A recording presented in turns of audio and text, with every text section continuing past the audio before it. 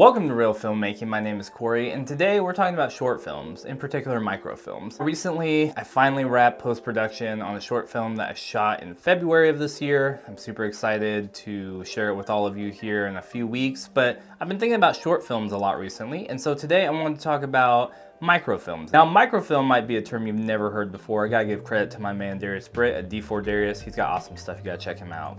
One of the OG filmmakers on YouTube. But a microfilm is essentially if you took a short film and you cut that in half, and then you take that half and you cut that in half, and what you're left with is a microfilm. Or essentially just like a really small like snippet or scene or sequence. Kind of think maybe like one of those like 1 minute short film challenges. Essentially it's just like a really stripped down, one focalized idea that you are putting onto film. Whether you're an experienced filmmaker or you're just starting, you're an aspiring filmmaker, I've got 3 great reasons why I think everybody should be shooting microfilms. The first reason is microfilms are great ways to learn and develop new skills. Maybe, you know, there's a new lens that you want to try out, or maybe you really wanted to focus on your lighting, or maybe your composition.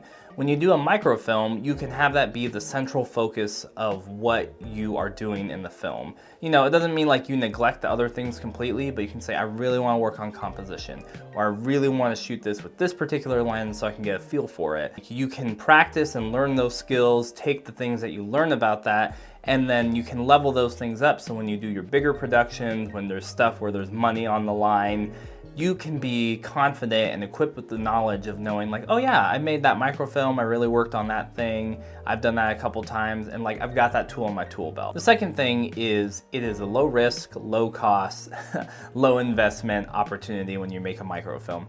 And so what I mean by that is like microfilms, you know, you're not shooting them to try to win awards or Oscars or anything. You're shooting them to level up your filmmaking skills. And so the time investment, the cost that would be needed for like sets or designs, or even just the risk factor of like, am I doing this? And like there's a lot of money and investors on the table. None of that stuff is true of a microfilm.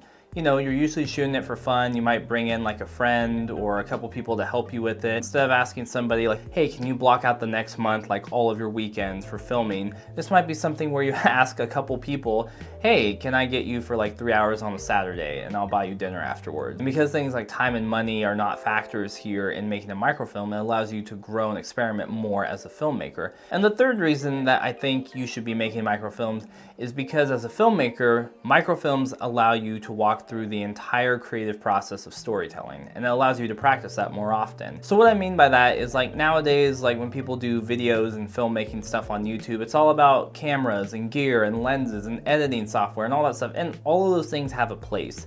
But I think the big thing that separates us from other filmmakers is being able to walk through the creative process and tell a good story. And the thing that is difficult about telling a good story is getting practice in doing that in terms of the filmmaking world. Because, you know, in traditional filmmaking, you know, there's all the pre-production, there's all the time actually on set, directing, shooting the talent, using the camera, and then there's all the post-production.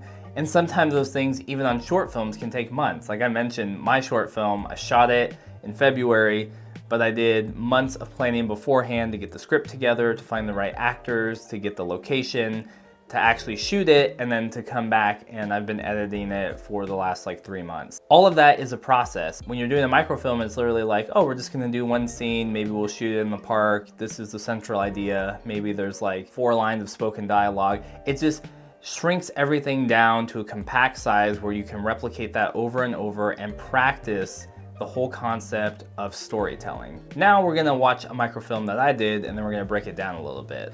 This is one that I think I shot in, I think maybe December of last year, and I just hadn't gone back to it. And I never titled it, so I'll throw a title on screen here and let me know what you think.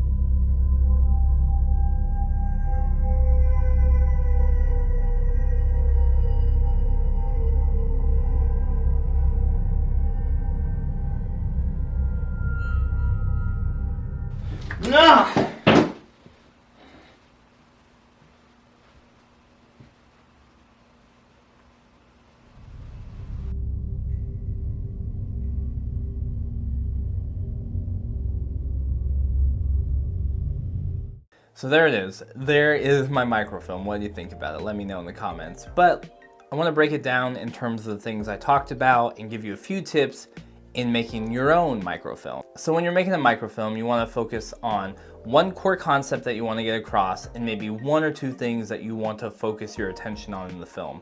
That might be lighting, that might be audio, that might be, you know, composition, whatever it is.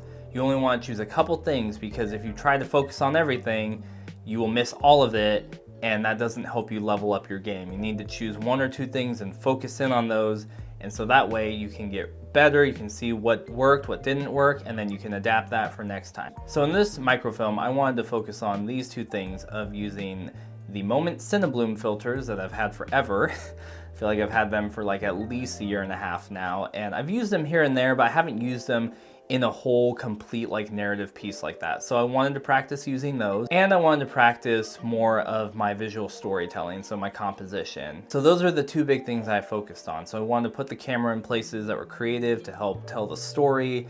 I wanted to maximize like the lighting to take advantage of using the Cinebloom filters, and I think overall it turned out well. Now, does that mean I ignored the audio or I ignored like the editing or the color grade at the end? No, but I didn't spend that much time on them. And speaking of time, going back to that second point that I talked about, microfilms being a low investment of time, risk, money.